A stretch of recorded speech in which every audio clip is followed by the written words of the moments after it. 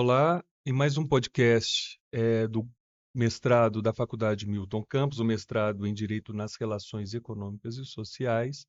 Nós vamos apresentar hoje a Fernanda Lana, mestra pela faculdade, e eu vou apresentar um pouco o currículo dela, e a Ana Raquel, aluna da graduação, que vai me auxiliar a entrevistar a Fernanda. Meu nome é Luciano Lopes, eu sou professor do programa do mestrado da Faculdade Milton Campos, sou advogado e vou conduzir aqui, junto com a Ana, a apresentação da dissertação da Fernanda, o tema, a proposta, os problemas enfrentados e em como ela conseguiu conduzir a sua pesquisa. A Fernanda vai falar um pouquinho da sua trajetória, do tema da pesquisa, que é extremamente atual, e vai bater papo conosco, com os alunos, com o público em geral, sobre os caminhos que as atividades jurídicas e empresariais seguem, quais são as tendências. Eu queria primeiro apresentar então a Fernanda Lana é advogada, consultora, uma das maiores especialistas em Minas Gerais e no Brasil em trato da governança corporativa e do compliance, consultora e organizadora de programas Brasil afora, mestra em Direito, entre outras, perita e parecerista na área, entre outras atribuições, que se formos ler o currículo todo da Fernanda, nós vamos ficar o tempo todo aqui. A Ana Raquel Aladim é aluna da Faculdade de Direito, desde o início do curso, já muito vocacionada para aquelas atividades que desejava e ainda deseja fazê-las e a faz com muito sucesso, com muita atenção e dedicação, um ponto realmente fora da curva em comprometimento, em capacidade de dialogar as novidades com as tradições. É uma habilidade que poucas pessoas têm, Ana. Assim, receba minha opinião de uma forma muito, muito carinhosa mesmo. Fernanda, seja bem-vinda. Ana, vamos lá? Gente, obrigado, Luciano, pelas palavras proferidas. Ana Raquel, é um prazer estar aqui. É um tema que eu adoro conversar sobre. E vamos lá, as perguntas. Bem, primeiro agradecer, né, Luciano, pelas palavras, muito obrigada. E, Ana, eu queria muito saber qual que é o seu tema, como que você pensou nele, quais foram os desafios que você teve ao escrever sobre ele e as conclusões, né? Quais que foram? Quero saber tudo da trajetória. Bom, eu não podia, primeiro, fazer um mestrado na Milton Campos sempre foi, fazer um mestrado sempre foi meu desejo. Na Milton Campos, então, mais ainda porque é a minha casa, onde eu me graduei,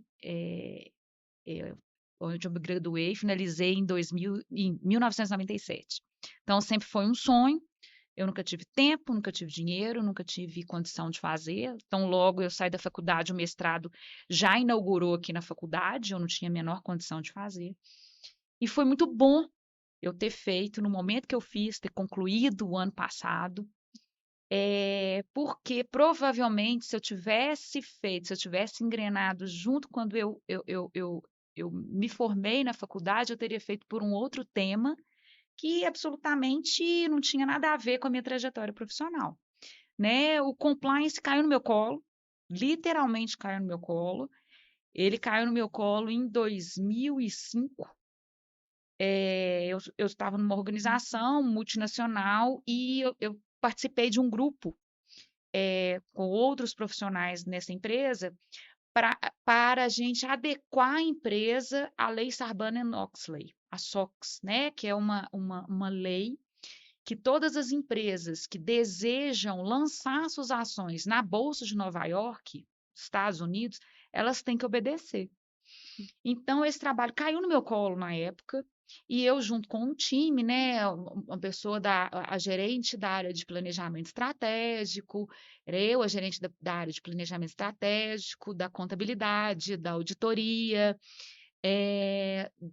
da área operacional, né, nós fizemos um grupo e preparamos a organização para adequar a SOX, né? A SOX é uma lei americana. Americana, porque a empresa queria lançar as ações na Bolsa de Nova York. Muito bem. E o que consiste todo esse trabalho, né? O que consistiu todo esse trabalho? Levantar em todas as áreas, eu fiquei responsável pelas áreas, né, de apoio às áreas administrativas, levantar quais eram os processos internos da área que poderiam afetar os números num balanço contábil e financeiro. Feito isso, a gente analisou sobre o ponto de vista operacional de risco, né? O que não poderia dar errado, né? Então, a gente elegeu o processo-chave, entendeu qual que era o risco daquele processo, abrimos um plano de ação, olha, caso aconteça o risco, né? Vamos abrir um plano de ação para tratar esse risco, tudo com qual objetivo? Para que o número contábil e financeiro que saísse daquela área, quando ele fosse para a contabilidade, para a área financeira, ele seja o mais fidedigno e o mais assertivo, o mais correto, o mais confiável possível, né? Então, trazendo aí para a área jurídica, dá um exemplo. O que afeta a contabilidade? Quais são os números que o jurídico produz que afetam a contabilidade? Os números, os valores a serem dispendidos ou os valores que a empresa vai ganhar num processo judicial ou no processo administrativo, né? E a probabilidade de perda e a probabilidade de ganho. Então, esse era o processo fulcral da área do jurídico. Então, era isso que nós estabelecemos todo um processo dentro para que esse número saísse do jurídico com a maior fidelidade, maior assertividade, maior confiabilidade possível. Muito bem. Virada a página, feito esse trabalho, ato contínuo foi a empresa, final da história, a empresa acabou que não lançou as ações na Bolsa de Nova York. Por quê? Porque foi um momento que ela estava no momento de M&A das acionistas lá O que é fora. um M&A para quem não conhece a expressão? Um M&A é Merger and Acquisition, né? Então, estava tendo um processo de compra e venda de empresas lá fora que estavam afetando as acionistas dessa companhia. Então, acabou que no momento eles resolveram suspender essa decisão e não lançaram as ações na Bolsa de Nova York, exatamente porque estava esse momento aí de compra e venda das empresas. Risco, assim. Exatamente. Ato contínuo, qual foi a demanda? Já pensando, né, numa compra e venda, numa formação de uma outra empresa junto com as acionistas, o que eles pensaram? Não, precisamos implementar o programa de compliance. Isso foi em 2006. Então, aquele time que fez a SOX, reúne o time, vão trabalhar no compliance. Eu virei e falei assim, tudo bem. Aí eu cliquei no Google, compliance. Não vinha nada. Aí tradução do compliance. Está de acordo com. Eu falei assim, gente, não vem nada. Não tem nada. Não tinha um livro, não tinha ninguém falando, não tinha absolutamente nada.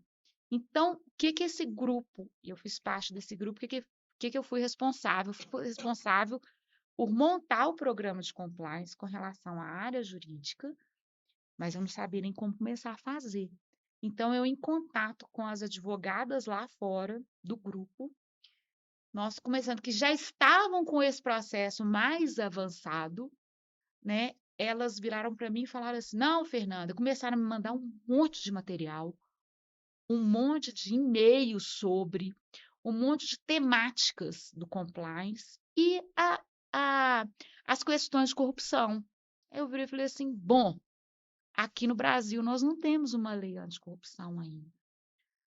Eu falei assim, bom, mas a diretriz do grupo tem que montar um programa de compliance onde que cada pessoa que está aqui no Brasil, que saísse no Brasil, fosse para onde a empresa, aonde o grupo tivesse empresas, como na Argentina, no México, nos Estados Unidos, e na Europa eles falassem a mesma língua. Eu falei assim, bom, então o que nós temos que fazer é o seguinte, a parte que cabe aqui o Brasil, nós precisamos de saber primeiramente quais os tratados internacionais que esses países fazem parte, e o Brasil também, para a gente começar a entender algumas regras comuns. Passo 2, pegar as leis que existem lá fora, como leis anticorrupção, lei de defesa da concorrência, questões voltadas a recursos humanos, né, diretrizes de recursos humanos e outras legislações que impactam o programa de compliance e vamos tropicalizá-las para a gente começar a falar uma mesma língua. E foi assim que fizemos, né? Contratamos um escritório aqui no Brasil que fez esse trabalho para a gente, olharam todos os tratados que o Brasil fazia parte, Brasil, Argentina, todos os países onde tinham empresas do grupo. Passo 2, tropicalizaram essas leis para a gente ver o que era aderente, o que a gente podia colocar como uniforme, né, em todas essas legislações e começamos a trabalhar aí numa diretriz, nos pilares de programa de compliance. Não, muito legal. Foi muito legal. E a partir daí a gente conduziu, fizemos o programa de compliance, treinamos todas as pessoas, né, da empresa, estabelecemos no primeiro momento quais seriam as temáticas básicas que iríamos tratar. Então, tratamos na questão de segurança da informação, que aqui não se falava, porque aqui não tinha lei até então. Lá na Europa já estava borbulhando, não tinha uma GDPR, né, uma General Data Protection Regulation na época, mas cada país já tinha a sua legislação de proteção de dados, então trabalhamos nessa temática. Trabalhamos na lei anticorrupção, Estados Unidos já tinha, Europa já tinha, alguns países, França já tinha, acho que o que eu me lembro era a França, que já estava mais avançado nesse início. Trabalhamos com as questões dos direitos humanos, né? Que já era um princípio da ONU e que merecia uma sensibilidade, já merecia um tratamento. E trabalhamos com a Lei de Defesa da Concorrência. Aí nós tivemos um outro problema, que a Lei de Defesa da Concorrência nos Estados Unidos, e as empresas do grupo tinham sede nos Estados Unidos, eram mais benevolentes, digamos assim, da Europa era extremamente restrita, e no Brasil ficava ali no meio termo. Então, o grupo optou por vamos trabalhar na mais restrita. Então, vamos fazer um programa de compliance baseando na mais restrita. Então, no primeiro momento, trabalhamos com essas 3 temáticas. E aí, foi desenvolvendo o programa de compliance. E aí, pois não. Termina, perdão. E voltando à sua segunda pergunta, né, o meu tema não poderia ser diferente do que eu trabalhar algo em cima do compliance. Era isso que eu ia perguntar, assim, como é que essa sua experiência, que começa já muito bem sucedida, e aí você se torna o que Minas Gerais toda conhece, que o Brasil conhece, que é uma expert em implantação, em técnicas de estruturação, em treinamentos, em compliance. Como é que isso encaixa na sua pesquisa? E como é que isso encaixa na sua pesquisa? E como é que a sua pesquisa devolve para a sua prática instrumentos para que você continue a avançar, a crescer enquanto profissional? E no fundo é disso que vivemos, em preparar a ciência, a pesquisa, em preparar melhores profissionais. Como é que é essa lógica? Explica um pouquinho do que você pesquisou aqui, como é que isso te é devolvido na prática? Excelente pergunta. Então, como eu estava dizendo, né, eu não poderia deixar de falar em hipótese nenhuma do programa de compliance, né? Do compliance, da experiência que eu vivi, dos desafios que eu tive, né? Enquanto profissional, dos estudos que eu havia feito, porque eu não recorri a nada e nem a ninguém só lá fora, né? E as boas práticas que sempre tiveram, né? Os guias, né? As boas práticas que já tinham nos Estados Unidos, na Europa também. Então, como que nós fizemos, como que eu fiz isso? Bom, eu tinha que buscar algo que falar simplesmente sobre compliance, tá, ok, não ia me devolver nada, né? Como você disse, tudo que eu já sabia. Então, o que eu tinha que achar? Eu tinha que achar algo que fosse emblemático e que não tivesse sido resolvido até então. E aí, como eu tenho experiência em direito empresarial, no direito societário, nas questões voltadas para governança corporativa, eu comecei a pesquisar algo que até então não tinha sido resolvido e resolvi mergulhar, aprofundar na governança corporativa. Falei assim, bom, eu estou falando sobre organizações, o compliance eu já sei como é que surgiu, né? Mas vamos tentar olhar sobre o ponto de vista da governança, se eu consigo achar algum link, algum encaixe.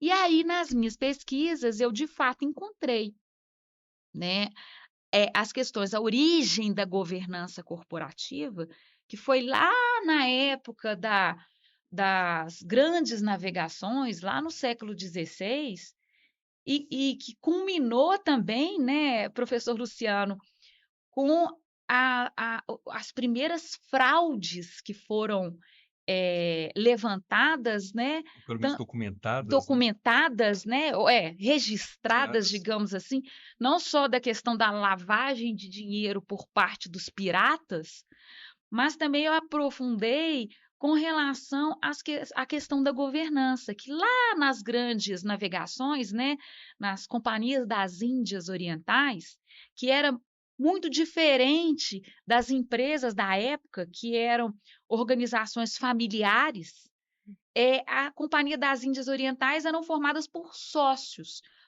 que tinham uma, duas grandes navegações, ou alguns que tinham mais de 10, e que formavam uma das primeiras associações, digamos assim, de empresários que se juntaram para descobrir o mundo, para formar as grandes navegações.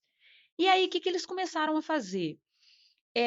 Eles saíram, né, aquelas grandes caravelas formadas e, obviamente, muitas embarcações não voltavam. Elas não voltavam por ataques piratas, por mau tempo, e eles não sabiam ao certo. A comunicação, obviamente, naquela época, ela não era ágil, não era eficaz, não sabiam ao certo quais navegações que haviam sido naufragadas ou não. Mas elas já tinham um seguro e eles tinham que informar o seguro quais que seriam. Então, os que tinham maiores embarcações, obviamente, informavam as embarcações deles, né, em detrimento dos minoritários. Então, foi caracterizada e configurada a primeira fraude, o que gerou nessa organização uma ausência de transparência, uma insatisfação daqueles que tinham poucas caravelas, né? Então foi constatada ou registrada aí a primeira fraude. E o que esses minoritários começaram a pleitear? Transparência, prestações de contas, contability, né? Começaram a exigir o quê? Os primeiros mecanismos, as primeiras questões de transparência, primeiras questões de governança nessas organizações. E aí vem, né, vários outros teóricos, vários outros filósofos falando sobre várias questões de mecanismos de governança, mas que desencadearam, mas que na verdade desencadeou e que ficou, na verdade, Pegou no popular. Deixa eu dar um salto aqui para tentar entender uma coisa, que é a seguinte, Fernanda. Ah, dentro do direito, começou, aí não é década de 80, né? Você começa na década de 2000, esse fenômeno de tratar o compliance e de trazer a governança para dentro do direito, imagino, algumas décadas antes. No Brasil, isso chega ali no início da década de 2000. E hoje há um fetiche, eu não sei se a palavra mais correta seria fetiche, mas há um estímulo à busca dessa área ou desse nicho de trabalho. E o que eu percebo, Fernanda, é que nós, de alguma maneira, e eu peço desculpas pela expressão, lemos sabe aqueles filósofos que você quer ler assim, para ler Kant em 90 minutos, para. E eu percebo que, por vezes, e apenas por vezes, alguns e algumas tentam para ler, para estudar compliance em 90 minutos. Gravam os nomes mais importantes, os conceitos mais importantes. Só que você conhece a minha trajetória, eu tento estudar um pouco a questão do compliance, aprendo muito com você, na verdade. Aliás, Ana, quem implantou o programa de compliance do escritório foi a Fernanda.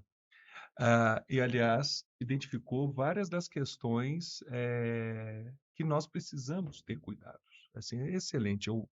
Eu digo que toda corporação pública, privada, de qualquer tamanho, deveria prestar atenção nisso. Mas o que eu queria te perguntar é o seguinte. Nós trouxemos isso para dentro do direito. Legítimo, um nicho mercadológico sensacional, mas eu acho que ainda precisamos entender melhor alguns conceitos e aplicabilidade. Veja, nós começamos falando de compliance e a sua pesquisa, e você depois falando da sua pesquisa, já mostra como é um passo além na questão da governança e como que os acionistas minoritários têm transparência nas relações. Eu sempre entendi, e quero ver se realmente entendi certo ou não, que o compliance é só mais uma das ferramentas da governança, junto com a accountability, junto com a responsabilidade, com transparência e outros tantos 4 ou 5 pilares. E que o compliance é um dos muros, uma das proteções que uma corporação tem. O jurídico é uma, o compliance é outra, auditorias mais algumas, etc. Então, é certo falar isso, assim, que o compliance, que já não é em si um instrumento meramente jurídico, ao contrário, ele é do mundo corporativo e o jurídico é só uma parte dele. É certo eu falar que o compliance, então, é parte de algo maior que é a governança? Ou eu estou errado nessa minha Certíssimo, análise? certíssimo. O compliance, ele está ligado à governança. Na verdade, o compliance, ele chegou, né? O significado do compliance é estar de acordo com as leis, regras e procedimentos, e ele é traduzido, inclusive na Espanha, como conformidade. E um dos pilares da governança corporativa, além da transparência, a prestação de contas responsável, a equidade, a, a O conformidade. agir em conformidade. É a conformidade, é o compliance. Então, ele vem fazendo parte de um pilar da governança corporativa, né? O agir dentro da organização, ele tem que seguir um sistema de governança, ele tem que seguir regras, procedimentos, os atores da governança têm que ter poderes e papéis bem definidos, né? Tem que agir de forma adequada. E quando você está falando de governança, é aquele sistema de interação. Eu vou tentar traduzir melhor, de forma única, que vai dar um alinhamento a todos aqueles atores da governança, a diretoria, o conselho, os colaboradores, as partes relacionadas, ou seja, todas aquelas pessoas jurídicas e físicas que se relacionam de alguma forma com a organização. Então, a governança vem com vários procedimentos, com um sistema, para criar um alinhamento, um direcionamento entre todos esses atores. E o compliance chega, ok, esse direcionamento,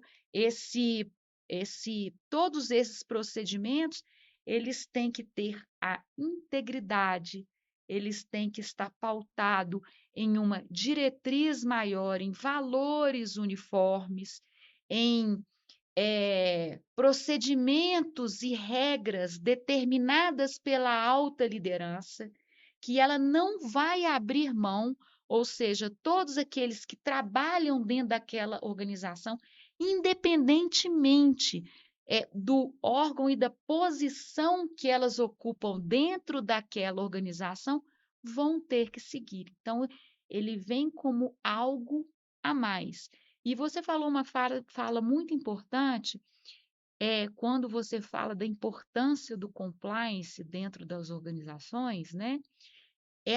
Ela não é, eu entendo que ela é indispensável, porque eu, na qualidade de gestora, eu, na qualidade de conselheira de administração, eu, na qualidade de presidente de um gestor, de um diretor de uma organização, eu não assumiria um cargo ciente da responsabilidade, ciente do poder que eu tenho dentro da organização, ciente do sistema de governança que rege aquela organização, eu não assumiria nenhum cargo se não tivesse um programa de compliance robusto que venha me resguardar que todos os colaboradores, todas as pessoas, todas as partes relacionadas que estão interagindo com aquela organização não tivesse ciência dos valores, das regras, de como se relacionar com aquela organização. Porque, caso contrário, qualquer desvio de conduta, seja por parte do meu colaborador, seja por parte do meu diretor, seja por parte do membro de um conselho de administração, seja por parte da auditoria, que hoje está muito em voga, né? A auditoria independente, o papel do conselho fiscal independente, que eu falo isso na minha dissertação também. Se eu não soubesse claramente que todos estão cientes das regras e dos procedimentos, porque qualquer desvio ali pode comprometer a organização e pode me comprometer, independentemente da seara, seja ela criminal, seja ela na área civil, seja ela ambiental, seja ela trabalhista, em qualquer seara do direito. Eu ia até perguntar que, assim, quando a gente fala de compliance, todo mundo fala o quanto que é essencial, tanto que sempre tem que ter, mas eu queria entender até um pouco mais como que ele auxilia nesse processo de autorregulação das empresas, como que ele ajuda nessa questão da autorregulação empresarial, até mesmo com essa nova voga, essa nova onda de aplicação ou tentativa de aplicação de teorias como da cegueira deliberada e outras dentro do mundo empresarial. Eu fiquei nessa dúvida. Não, excelente pergunta. Como é que isso é, na verdade, aplicado? Né? As empresas, quando você tem um programa de compliance, o que você quer no programa de compliance? Você quer evidenciar que você está agindo de forma correta. Então, a autorregulamentação, ela parte desse pressuposto, né? Eu vou evidenciar que todos os meus colaboradores, todas as regras, melhor dizendo, todas as regras aplicáveis à organização, né, que aquela organização se sujeita, estão sendo seguidas. Como que eu, gestor, como eu, acionista, vou ficar de braços cruzados achando que todos que estão ali na organização, que todos que estão se relacionando com a organização estão cumprindo? Eu tenho que criar alguns procedimentos, eu tenho que criar uma autorregulamentação, eu tenho que criar mecanismos de controle que vão me dar suporte, vão garantir que as pessoas estão cumprindo. Então, eu crio uma área de compliance, eu crio vários mecanismos, eu crio canal de denúncias, eu crio procedimentos, eu asseguro que todas aquelas pessoas estão sendo treinadas, eu asseguro que os meus contratos com os meus prestadores de serviços, os meus fornecedores, vão estar aderentes a todos esses valores, a todos esses procedimentos que estão sendo implementados. Eu asseguro, através de due diligence, que eu estou monitorando aqueles prestadores de serviços, eu estou monitorando todos os entrantes na minha organização e aquelas pessoas que estão ali laborando de alguma forma, que vão me dar essa segurança que eles estão agindo de forma correta e estão agindo de forma que é aderentes ao meu sistema de governança e ao meu programa de compliance. Então, dessa forma, eu crio esses mecanismos de controle interno. E eu me asseguro que qual que é a parte mais frágil desse processo? O ser humano. Né? Eu sei que Criar a desvios cultura, né? que vêm através da cultura. Eu sei que desvios vão ocorrer. Por isso é que a parte mais difícil, né, nesse processo todo é o engajamento, é o aculturamento ético e íntegro dessas pessoas. E não simplesmente estabelecer inúmeros controles. E controle é muito fácil. Controle você delega. Né? Olha, eu quero controlar os meus processos, meu escritório. Então, o que eu vou fazer? Ô, Ana, você controla para mim? Agora a Você cultura. controla mesmo. E eu tenho certeza que ela controla. Olha o Agora, sorriso de quem faz bem feito. agora a cultura não tem jeito. Eu vou virar, Ana, você seja ético aí por mim? Você seja íntegro por mim? Não tem como. E falam muito da ação do compliance nisso de prevenção desses riscos, mas pela sua fala, dá para ver que o compliance ajuda muito também nos momentos de crise, para resguardar as pessoas que sem o compliance seriam, nem digo alvo, mas assim, Estariam indiretamente, fragilizadas, talvez nem indiretamente. diretamente, viu, Ana? Assim, estariam como alvos É. de uma investigação, do controle estatal. Exatamente. Aí eu vou dividir a sua fala em dois momentos.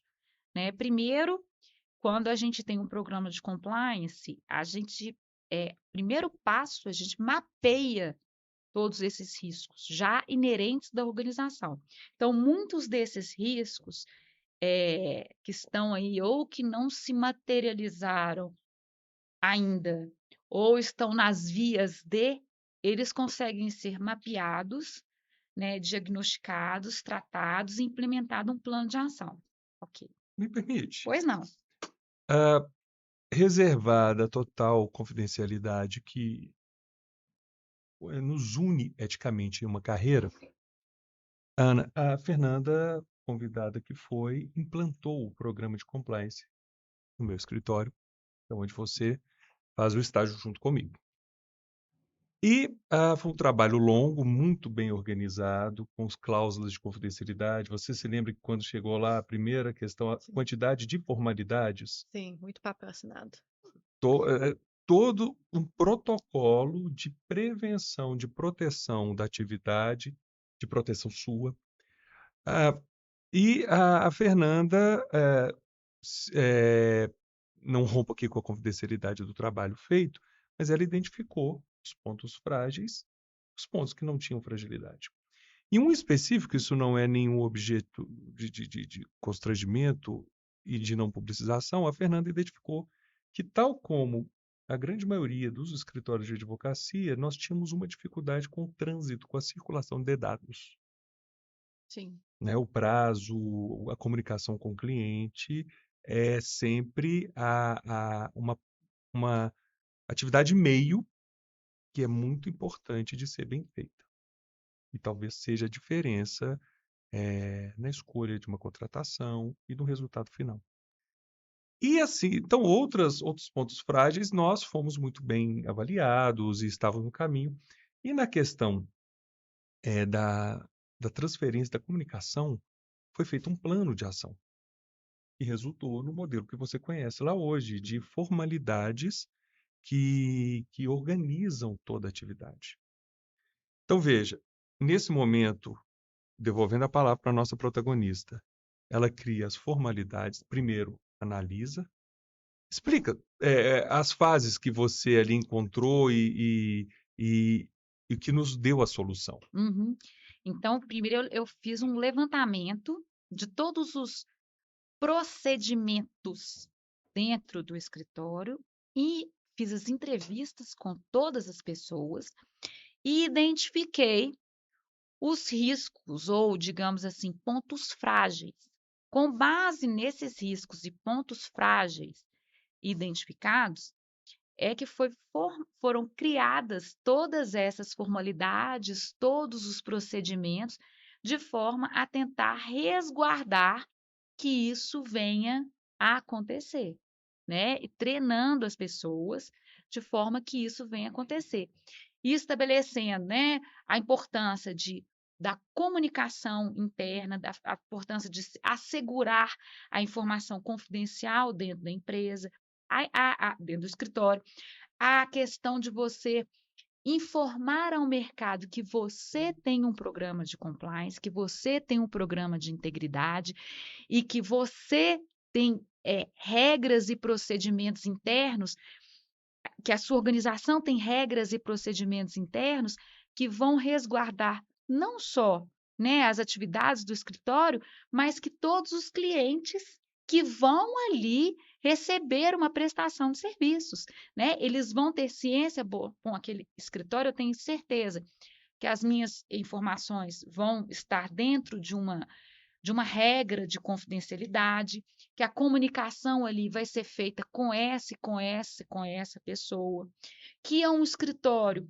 que é ético, íntegro, que vai trabalhar com todas essas questões dentro dos processos e procedimentos, recursos judiciais, com toda a integridade possível e necessária, né? Então, isso dá uma segurança enorme, não só para o escritório e para o próprio cliente, né? O escritório, muitas das vezes, não vai querer se envolver com determinado tipo de cliente ou não, e isso eu sei que acontece. Não, é aquele cliente, não, eu não vou me envolver, eu não quero relacionamento com esse cliente. E isso é importante para todo e qualquer tipo de escritório. Eu já tive experiência no meu escritório, que eu já tive, de um cliente que procurou o escritório de uma empresa, que depois a empresa estava na Lava Jato, mas que antes ela não tinha ainda a Lava Jato, mas o cliente estava querendo reunir somente em locais públicos, o cliente queria que nós fôssemos procurador de uma das empresas dele lá fora, sem informar qualquer tipo de registro dessa empresa, queria remeter recursos para cá.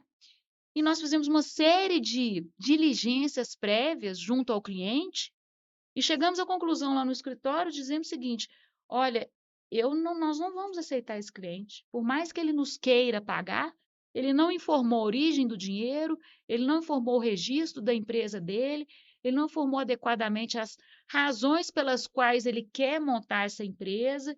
Enfim, não tinha um mínimo de requisito, nós simplesmente negamos receber aquele cliente. Passados algum tempo, veio a Lava Jato e ia lá aquele cliente, aquela pessoa que nos procurou. Veja, já caminhando para o fim, eu vejo aqui que conversa boa, a gente não vê o tempo passar. Passar. Se isso tem uma aplicabilidade interessante em pequenas corporações, imagina o que isso não consegue ser feito em corporações que tenham uma rede de hierarquia e organização, hierarquia vertical e organização horizontal, delegações de atividades, etc., que demandem um controle, um comando de operações mais refinado, né? Agora, queria te fazer uma pergunta. Como é que a gente convence essa geração de que nós precisamos, o direito precisa ultrapassar o seu hermetismo, ou seja, o século XX, e começar a dialogar com saberes outros como gestão, governança, administração, conformidade. Como é que a gente passa isso para essa geração? Que é o desafio da nossa geração, que aprendeu isso no meio do caminho. Eu não, você sim. Eu sou Nossa. o seu aluno nisso. Como é que a gente convence essa geração, ou como é que nós passamos isso a essa geração? Qual que é a sua grande dificuldade? Assim, quais são as dúvidas, Ana, da sua geração que está sentada nos bancos da faculdade hoje?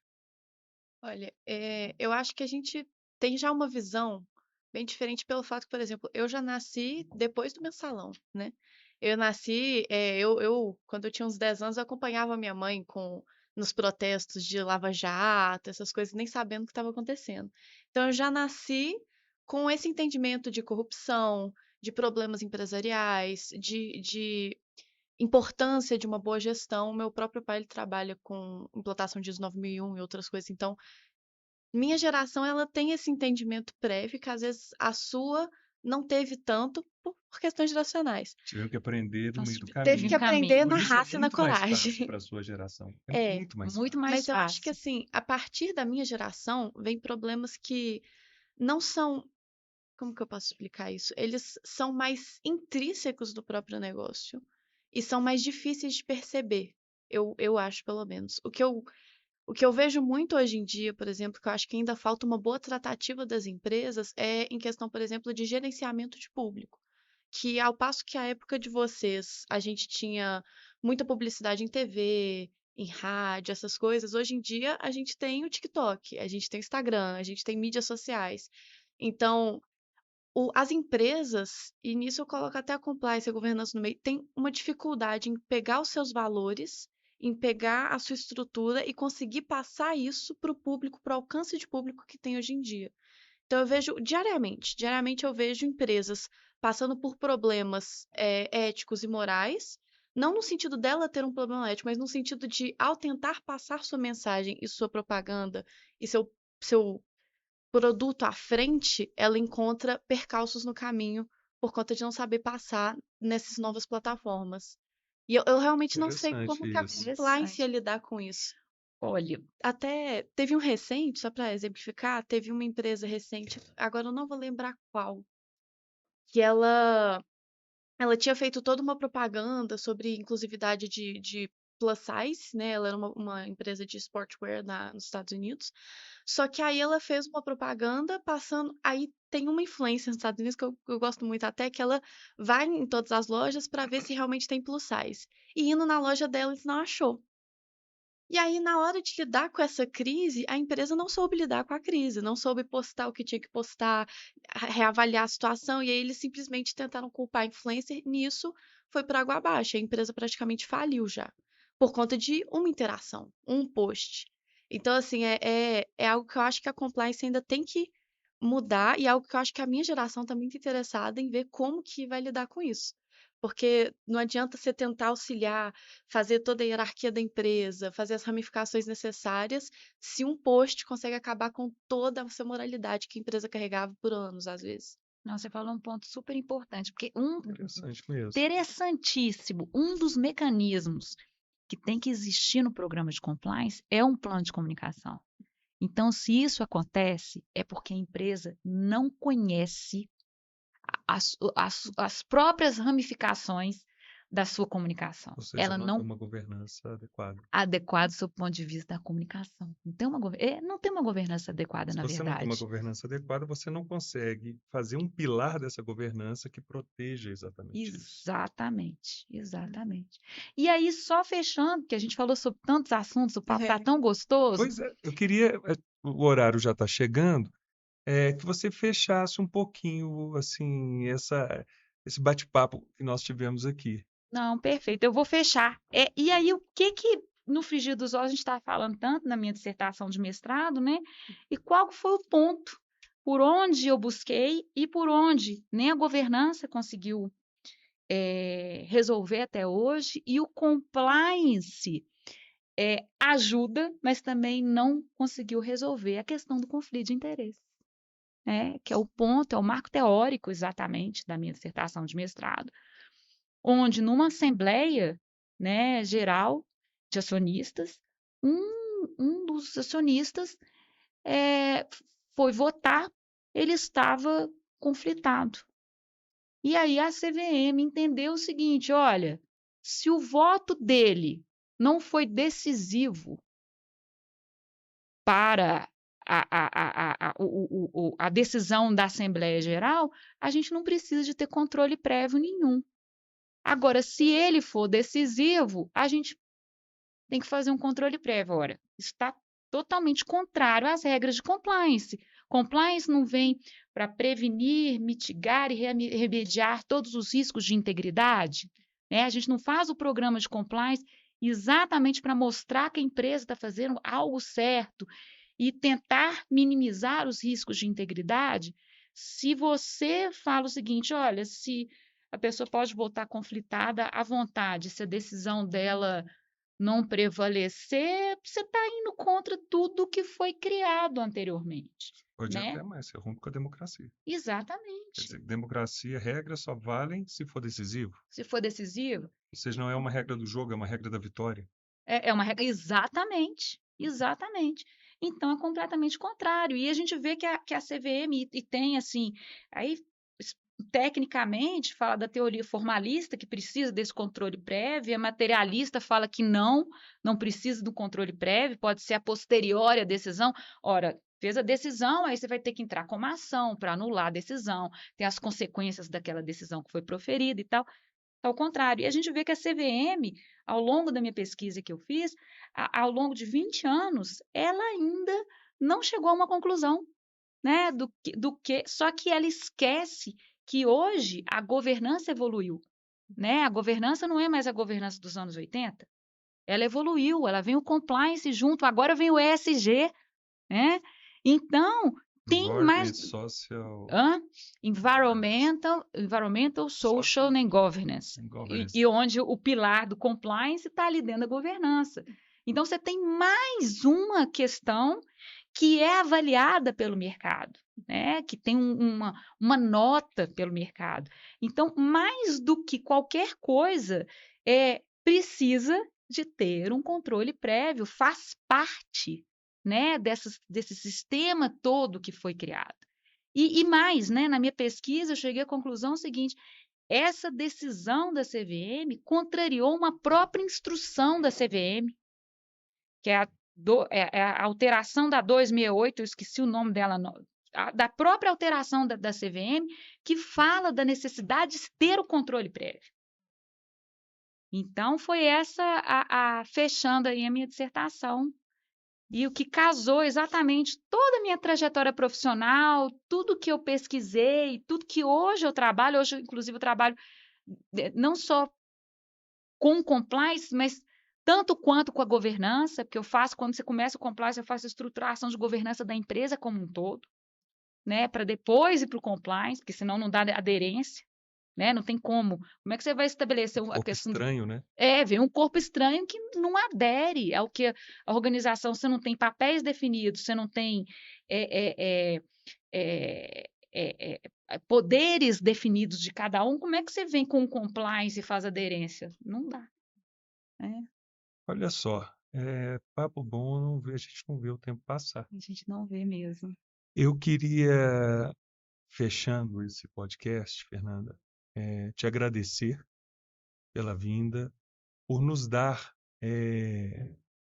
essa aula sobre o que é governança, o que é compliance, por mostrar como a sua pesquisa e a sua atividade profissional se interagem, porque no fundo, essa é a função da pesquisa. Uma pesquisa que não consegue interagir com a realidade operacional não funciona. É etéreo. O direito enquanto fenômeno, ou seja, aplicação, tem que interagir com o direito enquanto epistemologia, conhecimento. E é o que nós propomos no nosso programa de mestrado, que você nos brindou com a sua dissertação. É o que a gente tenta fazer, Ana, na graduação, é o que nós tentamos fazer o tempo todo, é trazer o profissional do direito formado e tão qualificado, e aquele em formação e também tão qualificado, para uma realidade que nós temos que ter a tranquilidade de entender que ela evolui como a sociedade evolui e que o direito não consegue ficar hermetizado, fechado, trancado no século XX. Ana, você quer falar alguma coisa? Fernanda, alguma palavra final? E muito obrigado. Eu queria. Só agradecer mesmo. Uma aula dessas é assim, de ficar de joelhos para aprender, que é impressionante. Uma temática assim, sua dissertação já é gigante. E a temática em si ainda puxou tanta ramificação Vai virar livro em breve. que vai virar. Verá livre em breve. E eu já tô lá comprando, porque, meu Deus, é muita ramificação, é muita aplicação.